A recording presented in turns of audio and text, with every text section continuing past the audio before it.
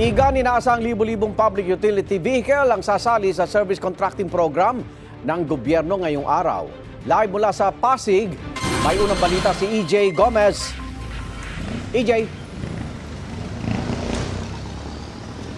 Igan, good morning. Mahigit 19,000 yan ang bilang ng public utility vehicles na babiyahe ngayong araw sa ilalim ng service contracting program ng gobyerno na layong madagdagan naman ang kita ng mga namamasada. Ilang tsuper dito sa Pasig City ang nakausap natin na nagsabing nakapagparehistro na sila sa service contracting program ng pamahalaan. Ilang modern jeepneys na rin na nakita natin dito sa kahabaan ng Marcos Highway na may nakapaskil na tarp na nagsasabing bahagi sila ng service contracting program. May iba naman na magpaparehistro pa lang ngayong linggo.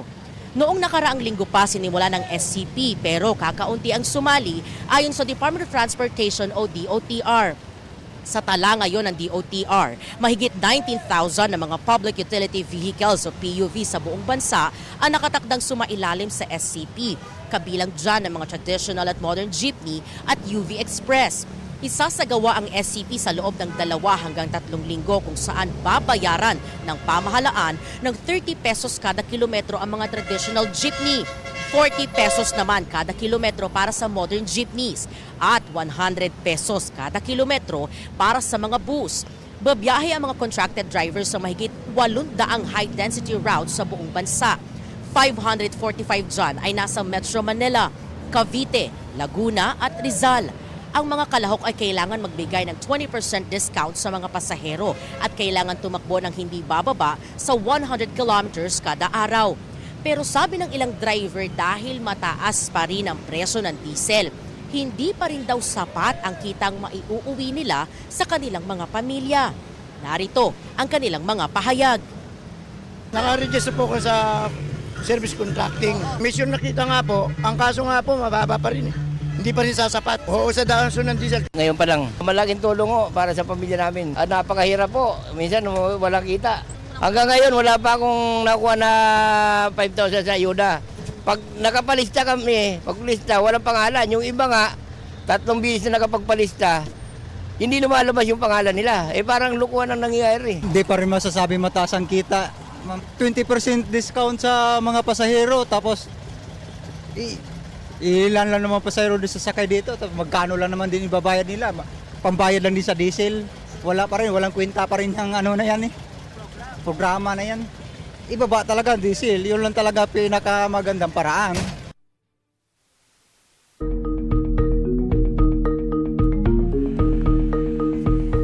Pwede raw gawing state witness ang napakilalang dating aide at bagman umano ni Vice President Sara Duterte na si Ramil Madriaga ayon sa isang law expert. Yan po ay sakaling may isang pangkasong kriminal o administratibo sa hinaharap. Dati na iginiit ng bise na wala siyang nilustay na confidential funds gaya ng sinasabi ni Madriaga. May unang balita si Tina Panganiban Perez. Dahil sa papel umano ni Ramil Madriaga sa pag-deliver ng perang bahagian niya ng confidential funds ng Office of the Vice President, sa tingin ng isang constitutional law expert, pwede siyang maging state witness sakaling may kasong kriminal o administratibo na ihain sa hinaharap. Si Madriaga ang nagpakilalang dating aide at umano'y bagman ni Vice President Sara Duterte na humarap sa House Committee on Justice. Yung sinasabi niya o allegation ng impeachment complaint na illegal na paggamit ng intelligence fund. So, kasabwat siya doon kasi siya nga yung taga-deliver daw eh. Mahalaga rin anya ang pahayag ni Madriaga sa bank accounts na pinabuksan sa kanya kung saan umano't pinadaan ang milyong-milyong piso. Doon din magpapatunay na malapit talaga siya doon sa kanyang mga ngayon kalaban o kaya binubulgar. Kasi nga naman, sino ka ba naman ka? Ordinaryong tao, pero daang-daang milyon ang dumadaan sa iyong bank account at pinapa-withdraw. Paglilinaw ng House Committee on Justice, walang state witness sa impeachment proceedings. He can be considered as blowing the whistle on the Vice President and her colleagues, no? Pagka umabot na tayo sa trial. Ang mga kumontra sa ilang pahayag ni Madriaga, pwede raw kusang humarap sa komite o kaya'y iharap sila ng bise bilang resource persons niya. Nakakabisbaya nga na ayaw pumaloob or sumali sa proseso ng Vice Presidente, pero siya at ang kanyang kampo ay tuloy-tuloy naman ang pagbadat sa mga proceedings mismo. Kinumpirma naman ni Ridon sa Land Transportation Office ang mga sasakyang binanggit ni Madriaga na pag-aari niya, pati na ang mga ginamit daw niya sa pag-deliver ng pera. Target ng House Committee on Justice na tapusin ang hearing sa impeachment complaints laban kay Vice President Sara Duterte sa April 29.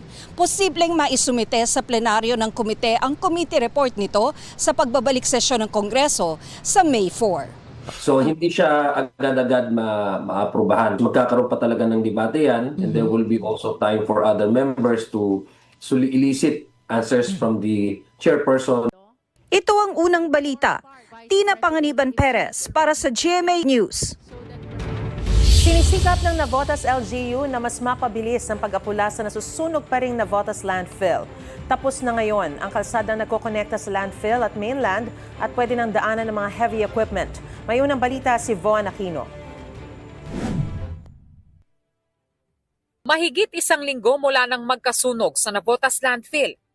Natapos na rin ang daan na magkokonekta sa mainland at sa landfill para maipasok na ang mga heavy equipment, dump trucks at panambak na lupa. Yung papuntang Obando, medyo malakas pa rin papunta doon. Mas nabawasan naman yung mga apoy ngayon tsaka yung usok. Malaking difference. Ayon kay Navotas Mayor John Ray Tiangco, sinisikap nilang mas mapabilis ang operasyon para tuluyan ng maapula ang sunog. Ang ilang lokal na pamahalaan sa Metro Manila, pinag-iingat pa rin ang kanilang mga nasasakupan dahil sa unhealthy hanggang acutely unhealthy na kalidad ng hangin, batay sa pinakahuling datos ng DENR Air Quality Index. Ang ilang residente naman, naligo pa rin sa ilog sa tabi ng dike kahit bawal.